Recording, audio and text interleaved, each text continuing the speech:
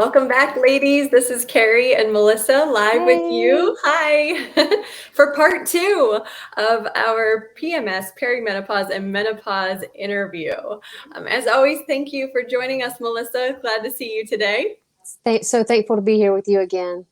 Of course, well, quick disclaimer as always, we're not medical doctors, not giving any medical advice here. This is for educational purposes only. Melissa Crenshaw is one of our favorite people. She Uh-huh. has been a certified homeopath for over 20 years as she helps families take control of their health care. So we really appreciate the time that she gives us here answering all of these questions. And these questions have come directly from our customers. So I know they're excited to hear what you have to say. If you missed the first video that we did on this topic, Melissa shared a lot of great info about ammonium carb, kind of differentiating between ammonium carb and lachesis and even sepia and pulsatilla.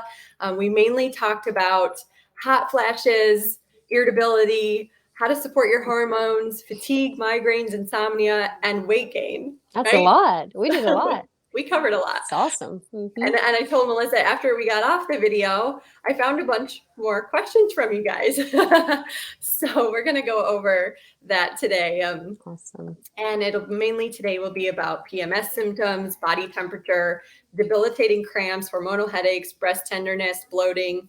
And so we will get right to it in just a minute. I have a quick announcement. So if you're local, we have Certified Homeopath Nimisha Parekh visiting Taproots on Monday. Wow, fun.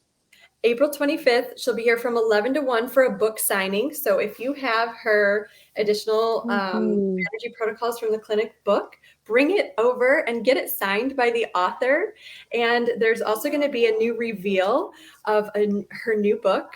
It's a Materia Medica on the remedies of the Banerjee protocols. So Wow. we're really excited about that. That's fun. I can't wait to get that. Yes, so we're going to carry it here at Taproots. You'll be able to, if you do stop by Monday, you'll be able to purchase it right on site, have her sign it, and take it home with you. So keep an eye out for that. We're really excited. If you're not familiar with us, we're Taproots in Lynchburg, Virginia, on Old Forest Road, and we're also online, taprootsva.com.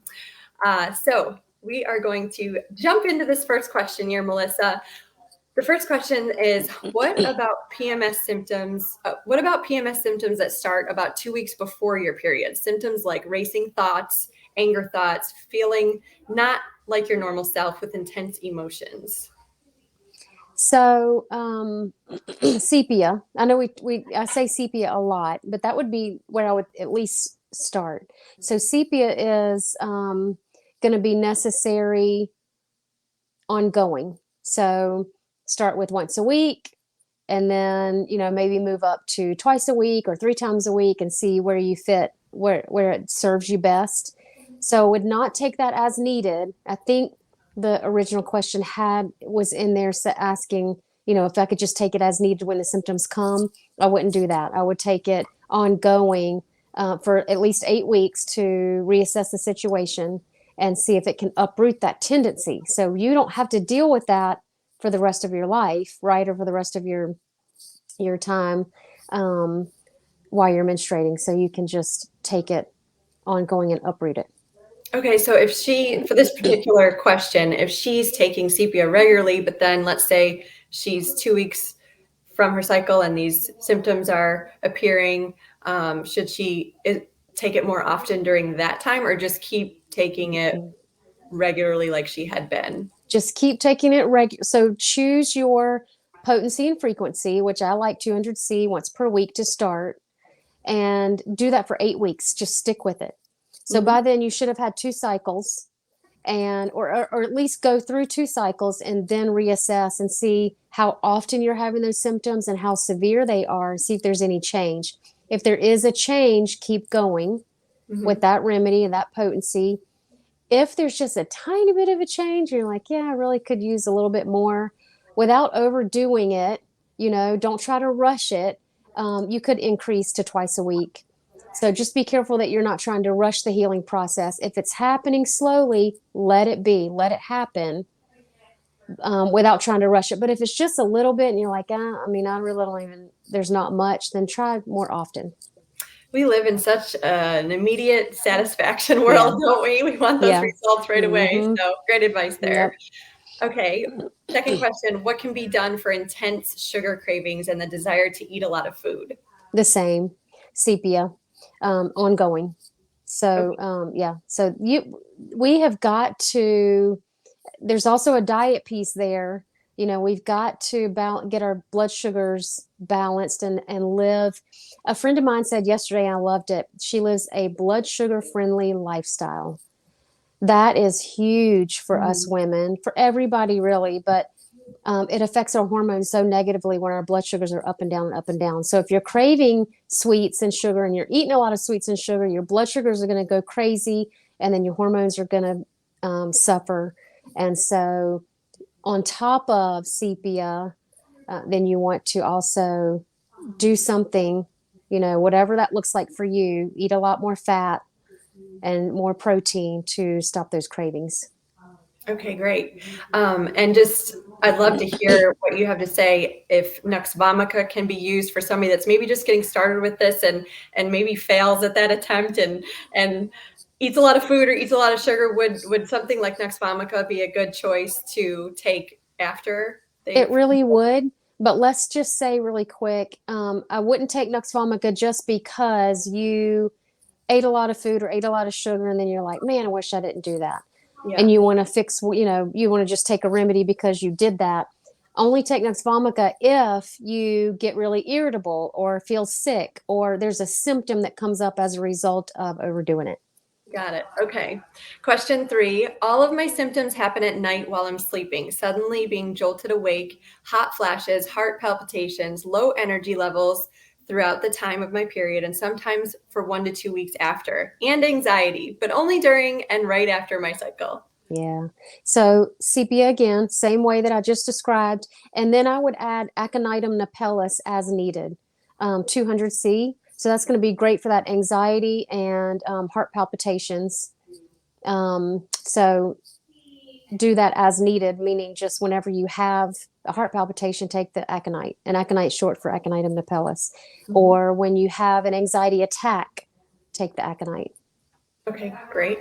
Question 4. I am freezing a day or two before my cycle starts. Is there a remedy that can help regulate my body temperature? Yeah, because it's menstrual cycle related, I would use sepia again. There's that That's a sepia. huge one for sepia. They're so cold. They're so cold. Yes. Mhm. And use it regularly, like I described before, to uproot the condition. And then Mercurius Vivus, as needed, might help when you're feeling that freezing cold feeling. It might help you to regulate your body temperature and maybe not be so cold just in the moment. So you'd use it as needed. Okay, so in the moment, would you take it how often? Every 3 hours, 3 to 6 hours, maybe. So every 3 hours would be pretty severe, like you're bundling up in the summertime, you know. Okay. But if you're just cold, like me, like I'm a little chilly right now, I wouldn't take Mhm. Merviv right now. Right. But yeah, if you're freezing cold, like this says, freezing, Mhm. yeah. Okay. Okay. Question 5. Which remedy is best for someone who breaks out in a cold sweat only on the first day of their cycle and has loose bowel movements every few minutes for a couple of hours? Yeah. To uproot the condition, sepia again in the same way. And then I would use Arsenicum album as needed for the diarrhea, Okay. or the loose bowel, even if it's not classified as diarrhea, the loose bowel movements. Mhm. Arsenicum album. So that would be after each event. So it might be that you just take it once and then that's over. And it might go on, but take it after each event, and then eventually that won't happen anymore. Oh, I lost your sound. There, you're muted. Sorry. Okay. Okay. Okay. So if this person is suffering with an event every few minutes, you would say, go ahead and take another dose after You each can. time. Yep. Okay. Okay. And that was Arsenicum 200. Yes. Okay. Or Question. 30. If Okay. you have 30, that's fine too. Mhm. Yep. And in case you haven't caught on, sepia is your best friend, ladies. It really is. It I really mean, is. And and that's why it's one of my favorite remedies. Yes, and we have it in the boron. We also carry it in the WHP because we need a lot of it. Yeah. Yep. So WHP, if you're not familiar, has the smaller pills with 900 of them in a vial. Mhm. Um, Get you some 900 pills. yes. Okay. Question 6. I have a friend who has to be home or near a bathroom all day on the first day because she bleeds so heavily. What can help lighten her cycle? That's so often. I mean, I hear of that. That's so common, is what I mean. I really hear that a lot. And my heart really goes out to those women. Arnica 3C mixed with Sabina 6C is for the heavy flow. So that should regulate that flow and it not be so heavy. And that can be taken 2 or 3 times a day while you're having the, so that's as needed just during the, actually, that is actually going to be twice a day, like sepia, always to uproot that tendency. Yes. And then Magphos 6X or 200C is going to hopefully help those cramps, because if there's heavy bleeding, there's usually very heavy cramping also. And then Caulophyllum 200C can also, so I wouldn't use all of these. You're going to choose one.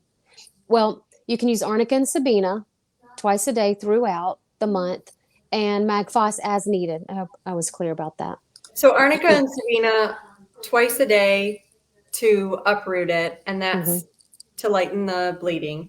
And then either Magphos or Caulophyllum for the cramping. That's right.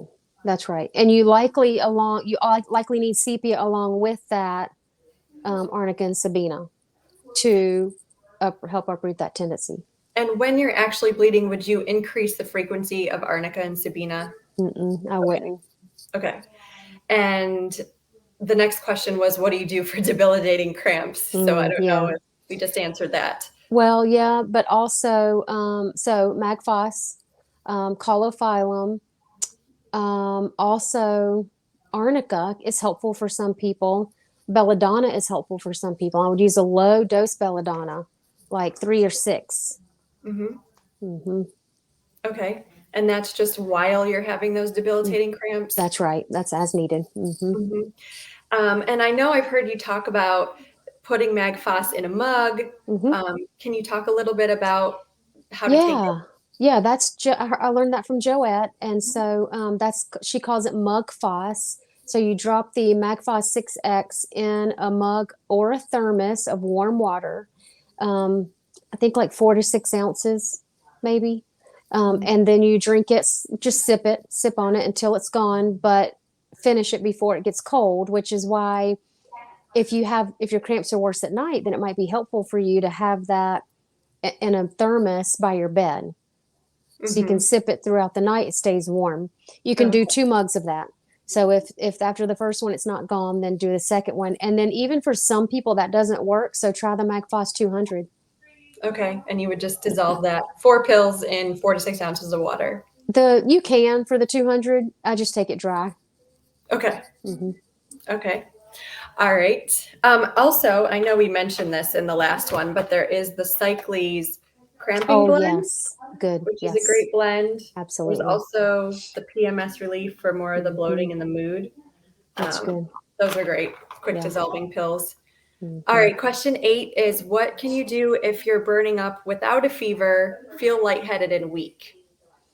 Merc Viv helps to balance that body temperature. So when you're having ups and downs, or you're very sensitive to temperature changes within your body or outward, Merc Viv is going to be great. Arsenicum album and gelsemium both could also be useful, and that would just be as needed. 30s or 200s, whatever you have. Since you say that, because we always see a lot of people coming into taproots, especially this time of year when you're going from cold weather to hot weather very quickly sometimes, and then you might get a headache, or you just don't feel right, or you get congested. Would that fall in line with what you just said about your body changing with the temperature and Merc Viv, or that would be? It's Merc Viv is the inability to tolerate temperature changes. So you go I used to be this way. So I hated to be cold. I used to be cold all the time. Sepia uprooted that in me, and I hated to be cold. I literally would rather be burning up hot on a hot beach scorching than to be cold. And so I would walk in the summer in the South. Everybody keeps the air conditioner. All these businesses keep the air conditioner on like 60 degrees, it feels like. So you Mm-hmm. walk in from the hot summer and you go into a place and you're freezing. Mm-hmm. And so I had a real inability to just tolerate that big temperature change where most people would just go in and out and be just fine, you know. Right. So that's Merc Viv. Okay, good to know. Thanks for that. Yeah. Question 9 is I have extreme fatigue at the beginning of every cycle. Literally feel like I can't even pick up my arms, just want to lay still. What's the best remedy for that? Sepia to uproot and gelsemium as needed. So gelsemium has that really heavy limbs, heavy feeling, especially like, you know, they were saying the inability to pick up their arms, very, very heavy.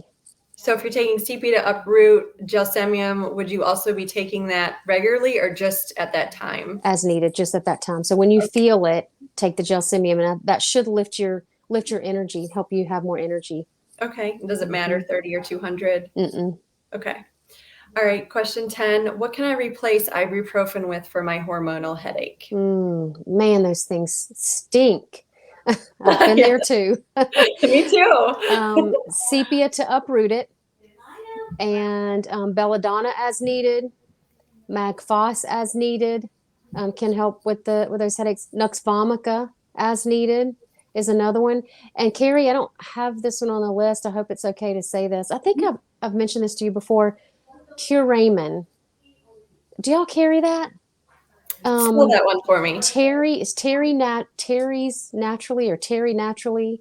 Curamin. Curamin. I don't have that one. Okay, it's like a turmeric. You should look into getting that. It's really awesome. It's turmeric inflammation. So it's not homeopathic, but it's great to go along with any of these remedies. So you want to use, if you use a turmeric or something, or an herb, to reduce inflammation, then you also want to use the remedies along with it, because the herbs aren't uprooting anything, but it helps in the moment. That can replace, along with the remedy, ibuprofen. Okay, great. And the first 2 that you mentioned uprooted my hormonal headache. Just to put that out there as a testimony, I took sepia regularly, and then belladonna during the acute headache. And belladonna was like my replacement in the moment, because within minutes I would feel so much better. Yeah, absolutely. Question 11, what do you see working for women with breast tenderness? Sepia or pulsatilla. Both of those are big hormonal remedies and have, the regular hormone issues like breast tenderness. So either one of those could be. And so if you're, the older women who have ever been on birth control methods would lean more towards sepia. The younger girls who maybe have never had birth control or never had children then would lean more towards pulsatilla. Okay. And then question 12 is, what could I take when I feel bloated and like I've gained 10 pounds right before my cycle starts? So because it's cycle related, sepia can do that too, but also lycopodium. So lycopodium can be taken regularly to uproot it or as needed. So you can just go, like, man, I feel bloated, go and take a dose of lycopodium 200. And then maybe you need it again later that day, maybe you don't, but you can do it as needed also. Okay, perfect. All right. And then we had a question come in at the end, the end, right before our video. So if you're able to answer this one, is there a remedy that can help when hair growth is happening in the wrong places? For example, there's unwanted facial hair and maybe the hair on the head is thinning. Wow. Yeah. So, so I think it would depend on the lady's age and her history. And I would be having her checked for PCOS. I would be having her checked out at the doctor's office. And then, yes, of course, remedies can help, but that's not as easy as saying just take sepia or pulsatilla or something. I think you would need to see a qualified homeopath to really get to the root of that. Right. Well, great. And Melissa is a qualified homeopath, as we mentioned in the beginning, and many of you know her. Many of you are already having consultations with her or taking her classes. She offers classes, lots of information on her website, melissacrenshaw.com. Check it out. She has a lot of great free information there as far as her blogs, her podcasts, some downloadable guides that can guide you through allergy season, flu season, that type of thing. So check it out. Our website is taprootsva.com. Call us with any questions, and we will look forward to seeing you next time. Thanks. Bye. Thank you. Thank you.